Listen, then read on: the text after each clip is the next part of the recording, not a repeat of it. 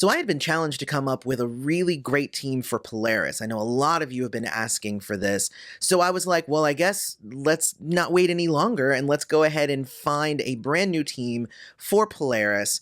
And what I have found is that the best people to combine her with is obviously the team that I'm bringing you here, is with the 5-star Carnage, the 5-star Daredevil, and the 4-star Polaris.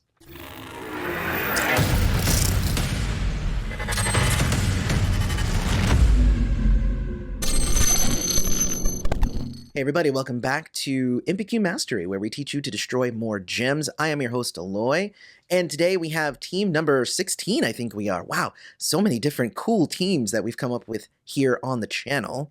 And if you like these, don't forget to hit like, subscribe to the channel, hit the bell notification so you always know when MPQ Mastery releases a new video. Also consider becoming a member. You can hit the join button for more information on that. But yes, Polaris.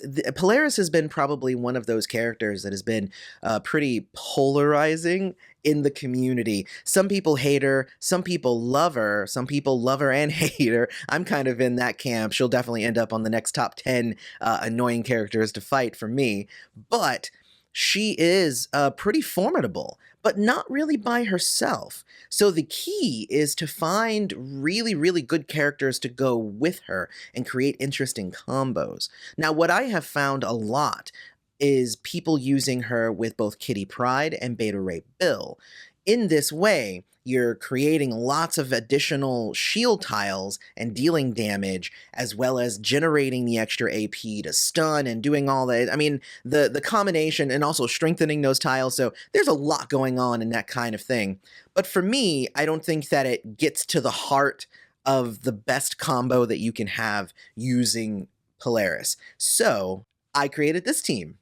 And the team works really, really well if you have Daredevil at 535, Polaris at 454, and Carnage at 535. So let's go ahead into the team, and I can tell you what each of these characters brings to the table.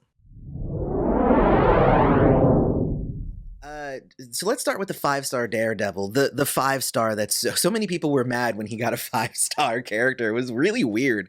But 5-star is not necessarily like, it's not just for cosmic characters. It's really just the rarity of the character. But this 5-star Daredevil, I've actually been using him for a while, and he's kind of jumped around to different teams. He's really, really good if you can stun your enemy, which obviously then becomes much easier with this kind of team. So let's go ahead through his powers. So with his green power, he places a countdown tile on the board. It's a 5-turn countdown tile. And what happens if you match it is you get 6 of your 11 AP back. So cool, it's not that big of a deal. You can put it out and it deals just under 1700 damage every turn. It's just like a fist, you know, it's great. It's kind of like Medusa's countdown tile as well. But if the enemy either destroys it or matches it, he's going to deal about 10,000 damage. So it's a huge deal. Now we are having this one at level 3. Because we want his other 2 powers to be at level 5. You can kind of switch it up. You can make his green 5 and his, you know, or 2 4s or whatever with his yellow, but you definitely want his purple at 5.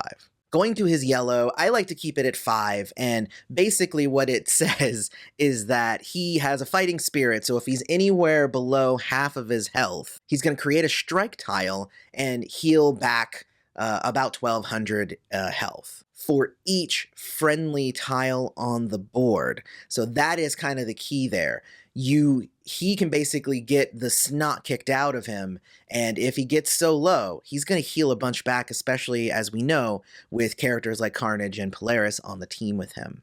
Now, his 3rd power is the one that he's really on this team for, and that's called Sonar Strike. And you will be using it both actively and passively. The active portion of this is that he stuns the enemy and takes 4 random enemy protect, strike, or attack tiles and turns them into friendly strike tiles. But the passive ability is that anytime a stunned enemy is damaged, Daredevil comes in and deals them an additional 2,000. So it's an amazing combo that you're already kind of probably seeing in your head here. Now we'll get to Carnage. He is green, black, red. So his green ability is called Red-Eyed Monsters. This one is kind of similar to the lesser Carnage's power, where it randomly destroys some tiles on the board. At level 5, it's going to do 7 randoms, so that's good. But the passive one is kind of what he's here for, and that is that anytime that you destroy a strike, attack, or protect tile of any kind, then he's going to create an attack tile. So he's destroying tiles and creating tiles. So it's kind of like in the other version of Carnage, he deals damage for every special tile that he destroys. And this one, he destroys them and just makes new ones of his own, which is actually pretty cool. Now, his red power is Blood Feud, and it's okay to have this one at level 3. It deals damage to the enemy team and his allies, but heals him as well. And if you have a bunch of friendly tiles on the board, at least 5, then, then he's going to deal more damage to the enemy team. So it's a pretty good ability. Then we have Knull and Void, which is, again, one of my favorite abilities of this one. And this one is that if there are 4 or more enemy special tiles on the board at the beginning of a turn, then he's going to make a match and create a strike tile. If there's not, then he's going to give the enemy some attack tiles. So a little bit similar again to the 4-star one, but I like the combination of this 5-star. And again, he's pretty powerful by himself, but he works really well when you find the right combination,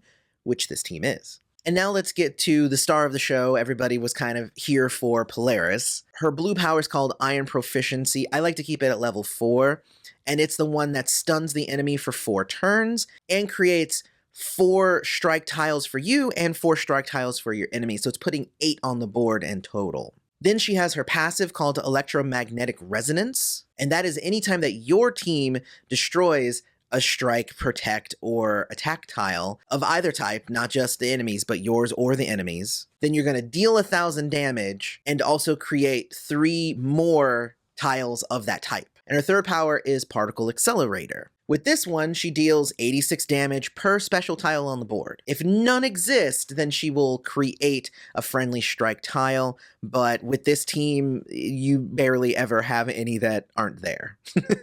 And that's the team. I'm sure that it's going through your brain. You can see kind of how this would work already, but let's go into the actual strategy of this team. The main thing that you want to do with this team is allow their passives to do their jobs. First, start accumulating blue and purple. I feel like I always say that I tend to gravitate towards the characters that utilize purple and blue, but in this case, you want to get blue and you want to get purple. You want blue for Polaris's stunning ability, and you want purple for Daredevil's stunning ability. And then honestly, as soon as you have enough to stun an enemy, do it. Because that is where the magic starts happening. Because here's how it works. Stunning is kind of the important key here, and you have 2 characters who can do it. But one of those characters does extra damage every time a stunned enemy is damaged. So what does that mean for you? That means that at the beginning of the turn, Polaris is going to attack with Particle Accelerator, and then Daredevil's going to come in and hit for another 1800. Then Knull and Void is going to kick in from Carnage and make a match, which is then going to mean that Daredevil hits again. If that match matched away or destroyed any special tiles, that means that Polaris is going to come back in and hit again, which means Daredevil is going to hit again.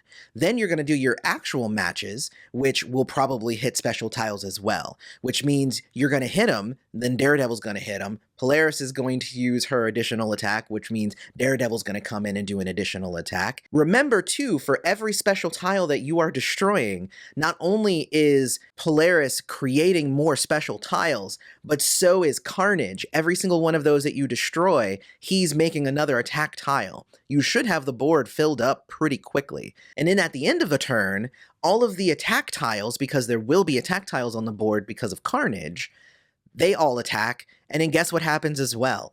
Daredevil attacks as well. So it really, like, you can take a super powerful enemy, and as soon as they're stunned, they are toast. And it goes super fast. Now, whenever you get some green, yeah, go ahead and you can decide which one you want to use.